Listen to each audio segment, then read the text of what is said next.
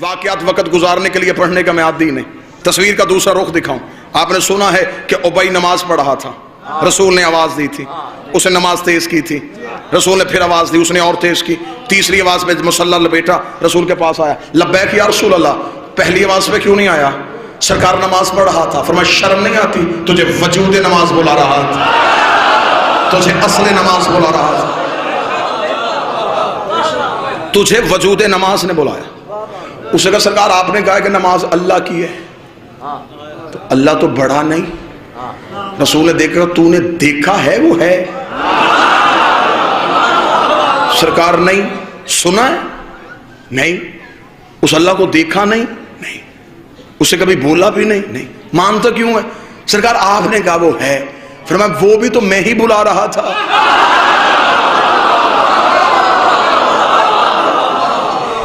اب میں جملہ دینے لگا ہوں, میری ہے کا نام دین ہے, نہیں کا نام دین نہیں. میں نے بلایا بس. یہ تو واقعہ آپ نے سنا. تصویر کا دوسرا رخ دیکھنا. ابی رسول کی محفل سے اٹھا اور صحابہ کی محفل میں چلا گیا. صحابہ نے کہا ابی آج چہرے پہ یہ اداسی کیوں؟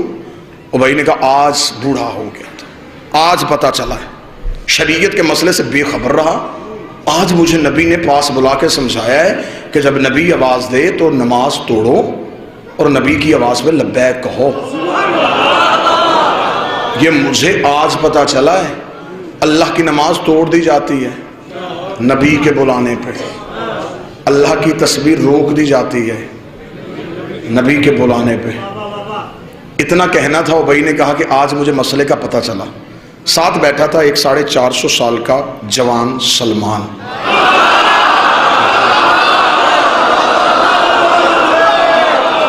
کیا کہنے, یہاں تو لفظ کا لہو سوال ہی پیدا نہیں ہو. سینے میں تھا اس کے تمغہ ایمان. اٹھ کے کھڑا ہو کے لگا کیا کہا تو نے بھائی؟ تجھے آج پتہ چلا کہ نبی بلائے تو نماز توڑ دی جاتی ہے, تجھے اب بھی نہیں پتہ چلا؟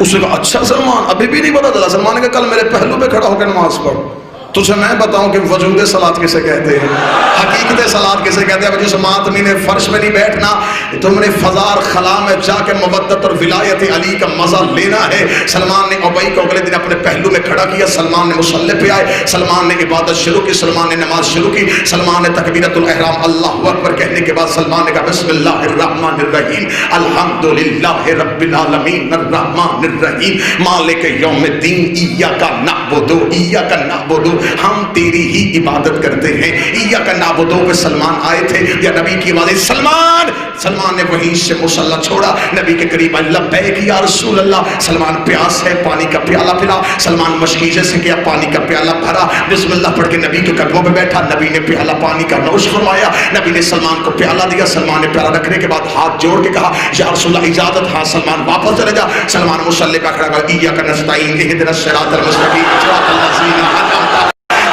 سلمان نے نماز کو شروع کیا. جدھر سلمان نے نماز کو ختم کیا, ابی نے جلدی سے نماز ختم کی. نبی کے قدموں پہ جا کر لگا بوڑھا ہو گیا ہے بطول کی دہلیز میں سجدے کرتے ہوئے, جسے ابھی تک اتنی معرفت بھی نہیں ہوئی. جب اس نے نماز توڑی تھی, اس نے نماز کو سرے سے کیوں نہیں پڑھا, اس نے نماز کو شروع سے کیوں نہیں پڑھا, اس نے وہیں سے آ کے نماز کیسے شروع کر دی؟ نبی نے بلا کر سلمان تو نماز توڑ کے آیا تھا, جی مولا تو نے سرے سے کیوں نہیں شروع کی؟ نبی کے قدموں بیٹھ کے تھا مولا تجھے تیری عزت کا واسطہ پہلے بتا میں نے توڑی کب تھی, میری ٹوٹی کب تھی؟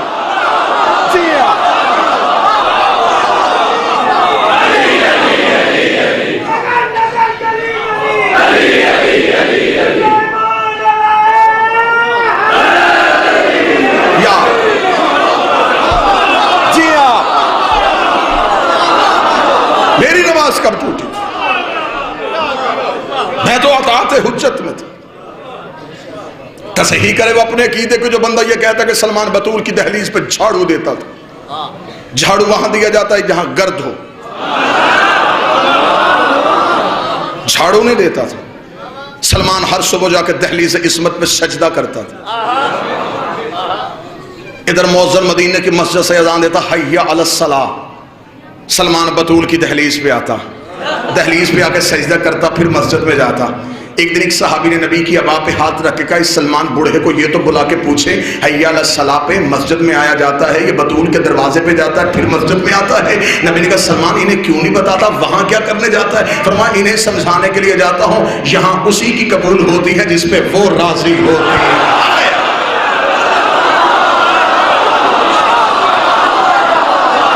جی آپ سب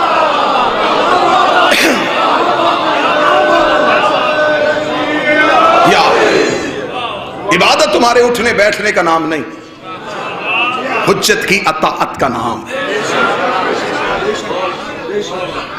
اختیار حجت کو سمجھو، حجت کے اختیار کو سمجھو، اپنے بادشاہوں کے اختیار کو سمجھو تو صحیح، کس اختیار کے مالک ہیں؟ جن کے بہلول، بلال، کمبر، مقداد اور قلندر کے اختیار نہیں پڑھے گئے۔ آج 2 ٹکے کا بندہ اٹھ کے کہتا ہے کہ نہیں سرکار یہ آپ جو کہہ رہے ہیں علی تو ایسا نہیں کر سکتے، اپنی حد میں رہے، اپنی اوقات میں رہے۔ ابھی تو ہم علی کے وجود کے فضائل پڑھے اور تو اس سے برداشت نہیں ہو رہے، ہمیں مجبور نہ کرنا، ہم اس گھر کے جانوروں کی فضیلتیں پڑھنی شروع کر دیں۔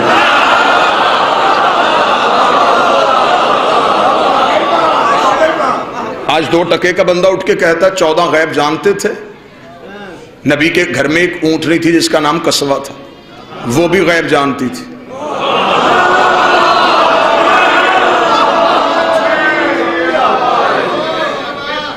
میں شہزادی صاحب کی بات کی پختگی کر رہا ہوں، میں تلاوت بھی کر رہا ہوں اور چہروں کی زیارت بھی کر رہا ہوں۔ سرکار نے کہا تھا کہ آپ کو یہاں پہ سارے ہی ماننے والے ملیں گے، اور الحمدللہ میری نظریں کہیں بھی ایسی نہیں ٹھہری جہاں ایک ہلکا سا شکن بھی شک کا آیا ہو۔ حجت کے اختیار کو سمجھو، حجت کی طاقت کو سمجھو۔ نبی کے گھر میں اونٹنی تھی، وہ غیب جانتی تھی۔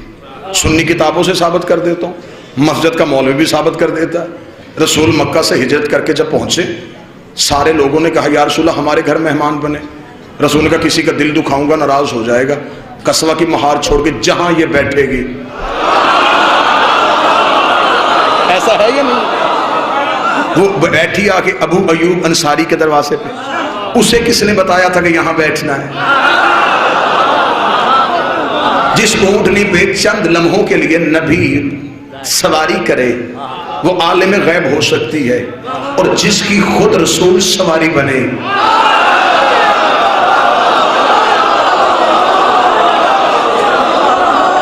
پھر مجھے نہیں سمجھ آتا کہ نیچے والی عالم الغیب ہے، اوپر والا پھر عالم الغیب تو نہیں ہوگا۔ کوئی تو بندہ ہوگا جو ساتھ میرے چلے گا۔ اگر نیچے عالم الغیب ہے پھر اوپر تو عالم الغیب نہیں ہوگا، پھر اوپر تو کوئی عہدہ اور ہے، تو سب اور ہے۔ اس لیے کہ جب نبی نماز پڑھا رہے تو جو پیچھے پڑھ رہے تھے وہ عابد تھے، جو پڑھا رہا تھا وہ عبد تھا۔ سبحان اللہ سی اسرا بعبدہ، خدا نے خود اسے عبد کہہ کے بلایا۔ جو پیچھے تھے وہ عبد نہیں تھے، وہ عابد تھے۔ جو آگے تھا وہ عبد تھا، جو اوپر تھا وہ معبود تھا۔ عرش پہ معبود، مصلی پہ عبد، پیچھے عابد۔ اوپر معبود کی عبادت ہو رہی تھی، عبد نماز پڑھا رہا تھا، عابد پڑھ رہے تھے۔ حجرے کا پردہ اٹھا، ظاہری کمسنی میں ایک شہزادہ نکلا، عابدوں کی گردنوں پہ اپنے پاؤں رکھتا ہوا، عبد کی پشت پہ آ کے بیٹھ گیا۔ عبد کی پشت پہ بیٹھ کے اس نے معبود سے کہا اب نیچے عبد ہے، تو معبود ہے، اب بتا میں کون ہوں؟ پیچھے عابد رہ گئے، آگے عبد ہو گیا، تو معبود ہو گیا۔ آواز قطعی حسین نیچے نہ اترنا، میں تجھے تیرا عہدہ بتانے لگا ہوں۔ پیچھے عابد ہیں، یہ عبد ہے، میں معبود ہوں، تو ابا عبد اللہ۔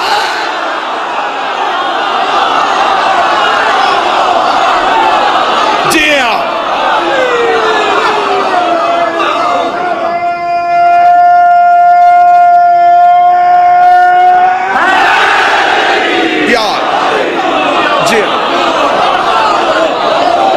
حسین تو عبد اللہ۔ نہ چیلنج کرنا کہ ہم تمہیں گھر کے جانوروں کی فضیلتیں سنائیں اور پھر تجھے غش آئے۔ جانور تو پھر بھی سانس لیتے ہیں، زندگی ہے ان کے پاس۔ جانور تھے، سانس لیتے تھے، زندگی تھی. علی کے ہاتھ میں ایک لوہے کا ٹکڑا تھا. شیرازی بادشاہ ضمانت تلوار کہتا تھا، علی ذوالفقار کہتے تھے. کتابوں کا انبار ممبر پہ لگاؤں گا. بہت سی جنگیں ایسی ہیں جہاں پہ جا کے علی قبضہ تلوار پہ ہاتھ نہیں رکھتے تھے. علی ذوالفقار کو ہوا میں چھوڑ دیتے تھے. ذوالفقار ہوا میں لہراتی ہوئی آتی تھی، 3 گردنیں کاٹتی تھی، 4تھی چھوڑ دیتی تھی، 6 کاٹتی تھی، 7ویں چھوڑ دیتی تھی، 10 کاٹتی تھی، 11ویں چھوڑ دیتی تھی. مالک اشتر نے قدموں میں بیٹھ کے کہا، یہ علی یہ تیری تلوار گردنیں چھوڑ کے کیوں چلتی ہے؟ فرمایا گردنیں چھوڑ کے نہیں چلتی، شجرے دیکھ کے چلتی ہے، نسلیں دیکھ کے چلتی ہے. آئے ہائے ہائے، کیا جنت کا ماحول، کیا جنت کا ماحول.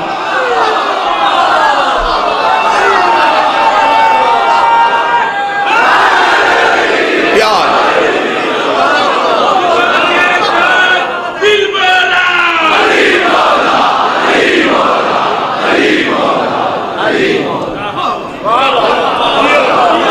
تو یہ تو بے جان کے فضائل سنائیں تو لوگ پریشان ہو جائیں. یہ سانس تو نہیں لیتی تھی نا، لیکن بہت سو کے سانس لے لیتی تھی. خود سانس نہیں لیتی تھی، اسے دیکھ کے بہت سے سانس خشک ہو جاتے تھے، اکھڑ جاتی تھی سانسیں اس کو نیام کے بستر سے اٹھتے ہوئے دیکھ کے. یہ نیام کے بستر پہ سر رکھ کے سوتی تھی تو سارے ہی سوتے تھے. واللہ با حسین 2 بادشاہ کے علم ہے، پوری مجلس سے آئی ہے صرف علی کی ذوالفقار سنانے کے لیے. ایک جنگ پہ دشمن علی کے قبضے پہ تھا، علی نے اس کے سینے پہ پاؤں رکھا. اس نے کہا، یا علی آپ تو کریم ہیں، آپ سے جو مانگے وہ دیتے ہیں، کچھ میں بھی مانگنا چاہتا ہوں. علی نے کہا، بول کیا چاہتا ہے؟ کہنے لگا، اپنی ذوالفقار دے دیں، اپنی تلوار دے دیں. اب علی کی دہلیز سے کوئی خالی جائے؟ ایسا ہو ہی نہیں سکتا. علی نے ذوالفقار کو ریت پہ پھینکا، اٹھا.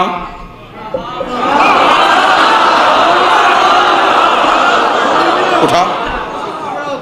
اس نے ذہن میں سوچا کہ جلدی سے تلوار اٹھاؤں گا، الٹا وار علی پہ کروں گا. پھرتی سے اٹھا، ہاتھ تلوار پہ نظر علی پہ، ہاتھ تلوار پہ نظر علی پہ، ہاتھ تلوار پہ نظر علی پہ. زور لگا رہا ہے، اٹھ نہیں گئی.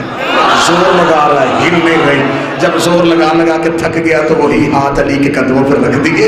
رکھ کے کہنے لگا، یا علی معاف کیجئے گا، ہزاروں دفعہ اس تلوار کو آپ کی انگلیوں پہ لہراتے ہوئے دیکھا ہے، میں نے پورا زور لگایا، یہ ہلی کیوں نہیں؟ علی نے چہرے پہ ہاتھ مار کے کہا، بدبخت، میں نے تلوار دی تھی، اپنا بازو تو نہیں دیا.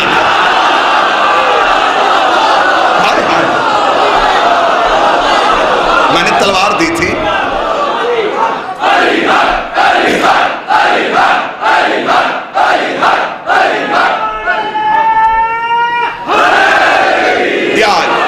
وہیں پہ کسی شاعر نے کہا، کافر ہو تو شمشیر پہ کرتا ہے بھروسہ، مومن ہو تو بے تیغ بھی لڑتا ہے سپاہی. حجت کا اختیار یہ تھا. بس ختم کروں اور یہیں پہ 2 جملے سن لینا. یہ تھا اختیار حجت. امام حسین مکہ سے نکل کے کربلا پہنچ گئے اور حسین کربلا میں جا کے اختیار حجت بتا رہا تھا. اگلا اختیار کسے دے دیا؟ اپنے وقت کے علی کو.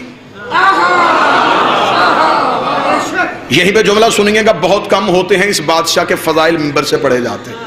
میں شہزادے کا فضائل پڑھنے لگا ہوں، آؤ میرے ساتھ مل کے دہلیز عصمت پہ سجدہ کریں.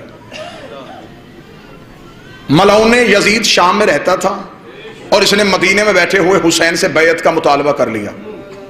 آج زمانہ یہ سمجھتا ہے کہ سجاد خون روتے تھے، سجاد لہو روتے تھے. شاید سجاد ہر وقت صرف روتے ہی تھے. اختیار حجت بتانے لگا ہوں. یہ تھی سجاد کی بہادری، یہ تھی سجاد کی طاقت. اس جملے پہ نوجوان سے کیا بچے سے دل سے داد نکلے گی، کیونکہ یہ محنت کا جملہ نہیں، عطا کا جملہ ہے. جملہ خود بولے گا کہ میں شہزادی کی عطا ہوں. مجھے 14 کی طہارت کی قسم، جس یزید نے مدینے میں بیٹھے ہوئے حسین سے بیعت کا مطالبہ کر لیا تھا، پورا 1 سال سجاد اس کے قید خانے میں بیٹھا رہا، اس نے سجاد سے بیعت کیوں نہیں مانگی؟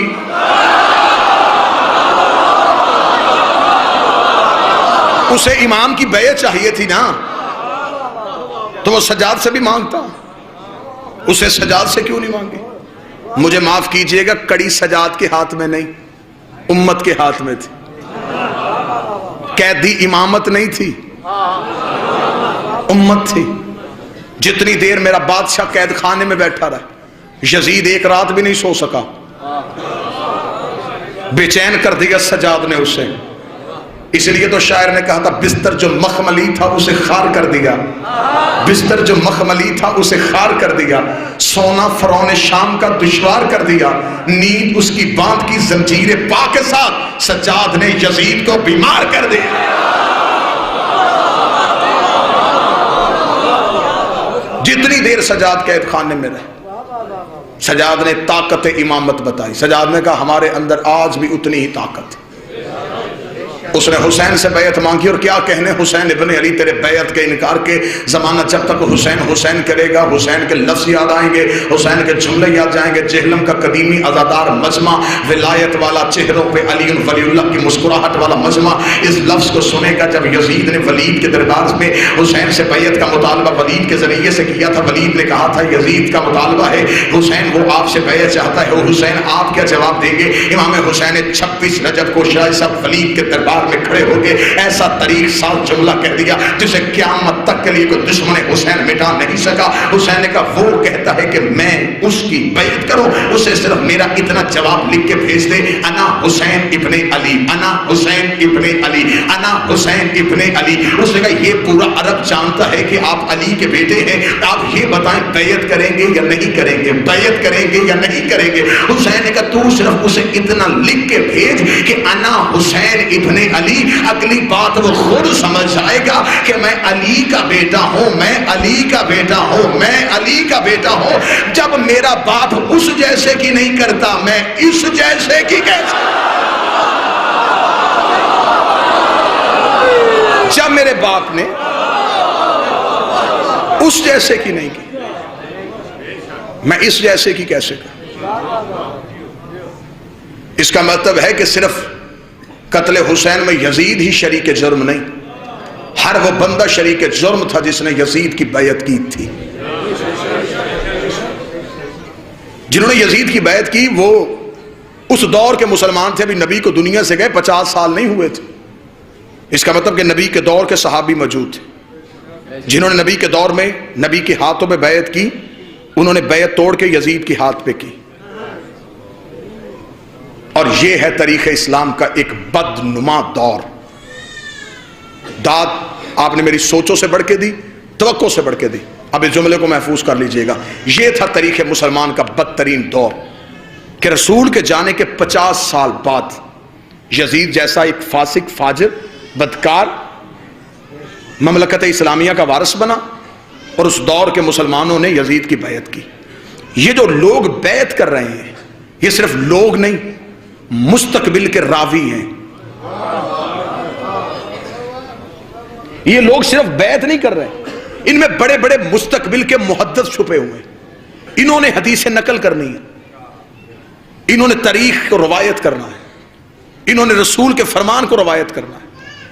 تو جب ہاتھ یزید کے ہاتھ میں تھے، زبان آل محمد کا حق کیسے بول سکتی تھی؟ پھر اس دور میں جو تاریخ بنی، آج کے مسلمان نے اسے مستند اس لیے سمجھا کہ یہ نبی کے فوراً بعد بنی تھی، جبکہ نبی کے فوراً بعد یزید کے ہاتھ پہ بیعت ہو گئی تھی. اور یہ فقہ اور شریعت کا قانون ہے، جب کوئی مسلمان کسی فاسق کے ہاتھ پہ بیعت کرے تو وہ دائرہ اسلام سے نکل جاتا ہے. پھر مجھے معاف کیجئے گا، یزید کے دور میں جن مسلمانوں نے یزید کی بیعت کی، اب ان کا اسلام سے قرآن کے مطابق کوئی تعلق نہیں رہا. پھر اس کا مطلب کہ حسین کو مسلمانوں نے نہیں مارا، مسلمانوں نے نہیں مارا، کافروں نے مارا. اور یہ تھا اختیار حجت کہ شریعت کا اور قرآن کا مسئلہ ہے کہ جب کوئی مسلمان کسی فاسق کے ہاتھ پہ بیعت کرے وہ دائرہ اسلام سے نکل جاتا ہے. اب اگر وہ دوبارہ مسلمان ہونا چاہے اور کوئی حجت موجود ہو، اسے اس کے پاس آنا پڑے گا، اس کے ہاتھ پہ دوبارہ بیعت کرنی پڑے گی، جس کے لیے کہا جاتا ہے نص ہے تجدید بیعت. بیعت کا پلٹ کے واپس آنا، بیعت کا دوبارہ قائم ہونا. وہ دوبارہ معصوم کے ہاتھ پہ بیعت کرے گا. یہ تھی حسین کی جنگ کہ لوگوں نے یزید کے ہاتھ پہ بیعت کی. اس کا مطلب نبی والی بیعت ٹوٹ گئی، علی والی بیعت ٹوٹ گئی، حسن والی بیعت ٹوٹ گئی، لوگ دوبارہ زمانے جہلیت میں چلے گئے، حسین اپنے 72 لے کے کربلا سو گیا، اگلی حجت 1 سال کے لیے قید خانے میں بیٹھی رہی۔ اب مجھے طریقہ مورخ بتائے کہ وہ پورا 1 سال امت کافر رہی ہے یا مسلمان رہی؟ اس 1 سال میں امت کہاں تھی؟ حالت کفر میں تھی یا حالت اسلام میں تھی؟ اس کا مطلب ہے یہ جو امام قید خانے میں تھا، امام قید نہیں تھا، امت قید تھی۔ نقلی بیعت کے دعوے داروں کے چہرے سے حسین اور حسین کے بیٹوں نے نقاب اتار دی۔